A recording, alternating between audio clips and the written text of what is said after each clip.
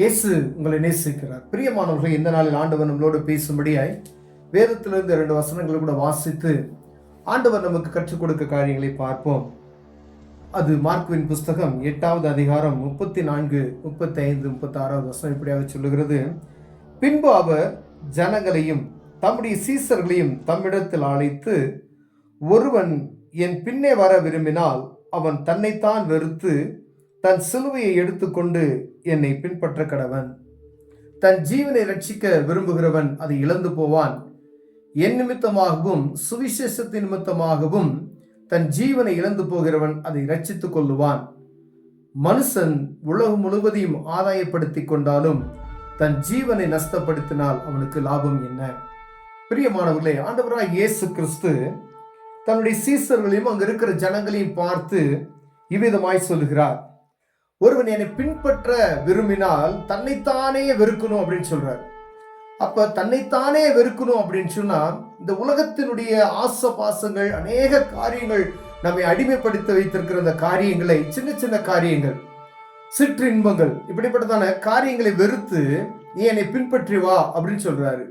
அப்ப நம்ம உலக மனுஷர்களை போல நம்ம வாழணும்னு நினைச்சா ஆண்டவரை பின்பற்ற முடியாது. அதுதான் சொல்றாரு, தன்னை வெறுத்துரு, உனக்குள்ள காரியங்களை எல்லாம் நீ வெறுத்துட்டு என்னை நீ பின்பற்றி வா அப்படின்னு சொல்றாரு.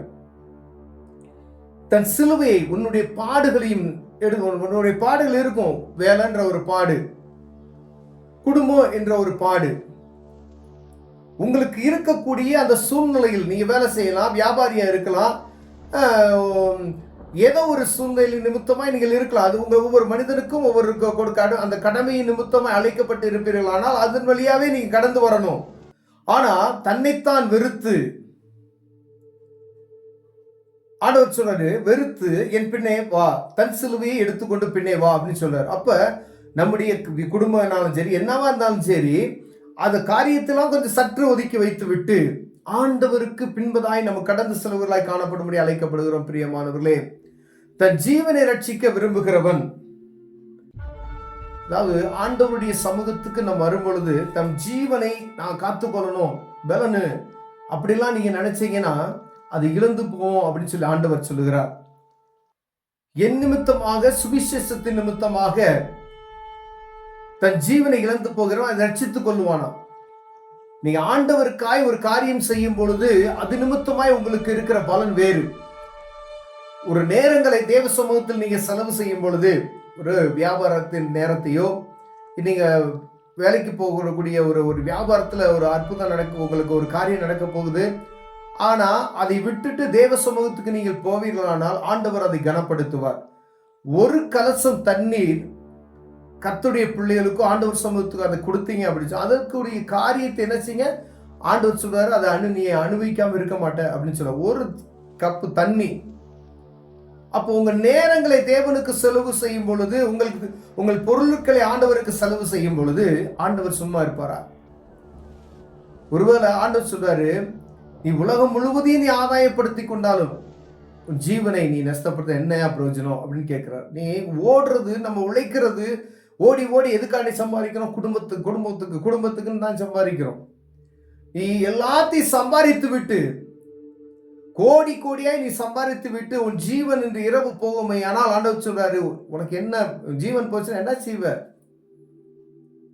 ஒரு பிரயோஜனமும் கிடையாது. உன் ஜீவனை நஷ்டப்படுத்தினால் அதனால் லாபம் உனக்கு என்ன அப்படின்றார். நமக்கு இருக்கிற பாடுகள், குடும்பங்கள் எல்லாம் ஒரு பக்கம் இருந்தாலும் ஆண்டவரை தேடுகிற ஒரு காரியத்தை ஆண்டவர் நமக்கு வைத்திருக்கிறார். தன்னைத்தானே வெறுத்து தன் சிலுவையை எடுத்துக்கொண்டு என்னை பின்பற்ற ஒருவனா, ஆண்டவரை நீங்க பின்பற்றணும்னு நினைச்சா ஆண்டவர் சொல்லி கொடுக்கிற அருமையான வார்த்தை, வேலை இருக்கும், வேலையை செய்து கொண்டே உங்களால் என்ன முடியும் ஆண்டவருக்கு செய்வதற்கு? நீங்க வியாபாரியா இருக்கிறீங்க, வியாபாரியா இருந்து ஆண்டவருக்கு உங்களால என்ன செய்ய முடியும்? குடும்ப தலைவனா இருக்கட்டும், அதன் பாடுகளையும் அதன் வழிகளாய் குடும்பத்துக்கு செய்ய வேண்டியதையும் செய்யணும், ஆண்டவருக்கு செய்ய வேண்டியதையும் செய்யணும். அப்பொழுது ஆண்டவர் என்ன செய்வாரு? உங்கள் நேரங்களை ஆண்டவர் கணக்கு கேட்கிறவராய் இருக்கிறார். பிரியமானவர்களே, ஒரு கப் தண்ணி கொடுத்தோம் அப்படின்னு சொன்னா ஆண்டவர் அதுக்கு பிரதிபலன் அளிக்காமல் இருப்பாரோ? நம்ம சொல்றோம். 1 மணி நேரம் நீங்க தேவ சமூகத்துக்கு கொடுத்தா ஆண்டவர் கணக்கு பார்க்காம இருப்பார்னு நினைக்கிறீங்களா? மனுஷன் நம்ம கணக்கு பார்ப்போம். ஆண்டவர் அள்ளி கொடுக்கிறவர் பிரியமானவர்களே.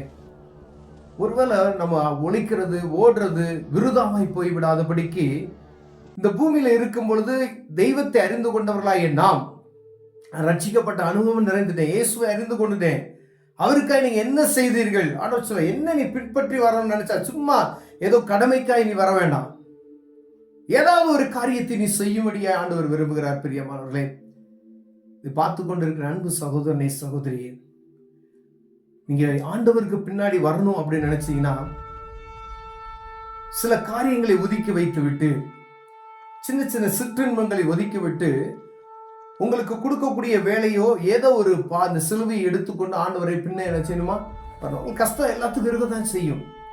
அதே போல வியாபாரம்ட்டு ஓடுறோம், வேலைன்ட்டு ஓடுறோம், அது வேணும். ஆனா ஆண்டவருக்கு கொடுக்க வேண்டிய நேரத்தை இங்க கொடுங்க அப்படின்னு சொல்றாரு. நீங்க ஆண்டவருக்கு நேரத்தை கொடுங்க. ஒருவேளை ஓடி ஓடி உழைத்து விட்டு ஜீவனை நஷ்டப்படுத்தினால் என்ன லாபம்? நினைச்சு பாருங்களேன். ஒரு பிரயோஜனம் அதனால கிடையாது. பிரியம், ஆண்டவர் சமூகத்துல அமர்ந்து ஜெபிக்கும் பொழுது அவருக்காக ஏதாவது செய்யணும்னு நீங்க நினைத்தீங்க அப்படின்னு சொன்னா இந்த சின்ன சின்ன காரியங்கள், சிற்றின்பங்கள், இதையெல்லாம் விட்டுருங்க. ஆண்டவரை பிரியப்படுத்துகிற காரியம் என்ன? பரிசுத்தமாய் வாழ்வதற்கான காரியம் என்ன?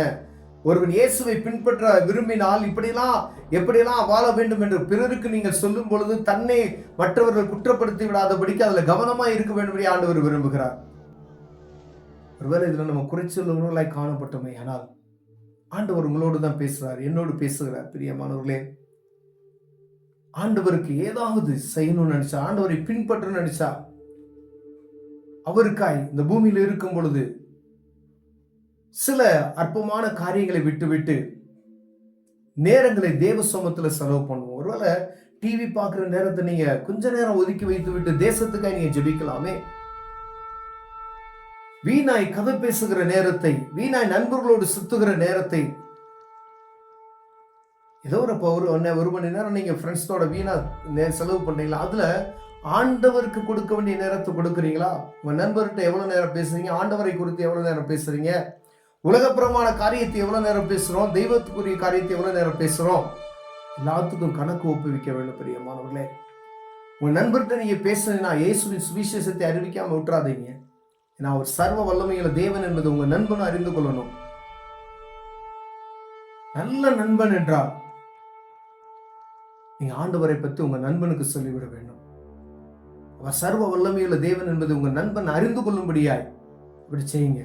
ஒருவேளை இதுல நம்ம குறைச்சல் உள்ளவர்களாய் நம்ம காணப்பட்டோமா? தேவ சமூகத்துல, ஆண்டவரே என்னை விடுவித்து பாதுகாத்து கொள்ளுங்க. ஆண்டவரே, இந்த உலக ஆசைக்கு பின்னாடி நான் ஓடுறேன், ஆண்டவருக்கு என் நேரத்தை கொடுப்பதற்கு நான் ஆசைப்படுகிறேன், சில காரியங்களை விட்டு விடுகிறதுக்கு நான் மனதா இருக்கிறேன், ஆண்டவரே அதுக்கு பலன் தாங்க அப்படின்னு சொல்லி கேட்பீர்கள். ஆனால் ஆண்டவர் மெய்யாவே உங்களுக்கு விடுதலை கொடுத்து அவருடைய ஆடுகளாய் அவருக்கு பின்னே செல்வராய் மாற்றுவார். பெரியவர்கள் கண்களை மூடுவோம், ஜெபம். அன்பின் தகப்பனே, ஆண்டவர் உம்மை பின்பற்ற நாங்கள் விரும்புகிறோம். ஆண்டவர் சின்ன சின்ன காரியங்கள் எங்களுக்குள்ள இருக்கிறது, அதெல்லாம் வெறுத்து விடுவதற்கு தேவன் எங்களுக்கு உதவி செய்யுங்க. ஆண்டவரே, எங்க குடும்பங்கள் இதெல்லாம் இருக்கிறது, எங்க வேலைகள் வியாபாரங்கள் இருக்கிறது. ஆண்டவரே, இதற்கு பின்புதான் தேவ சமூகத்துக்கு நாங்கள் ஓடி வருவதற்கு தேவன் எங்களுக்கு கிருபை பாராட்டுங்க. இயேசுவின் நாமத்தில் பிதாவே, ஆமென்.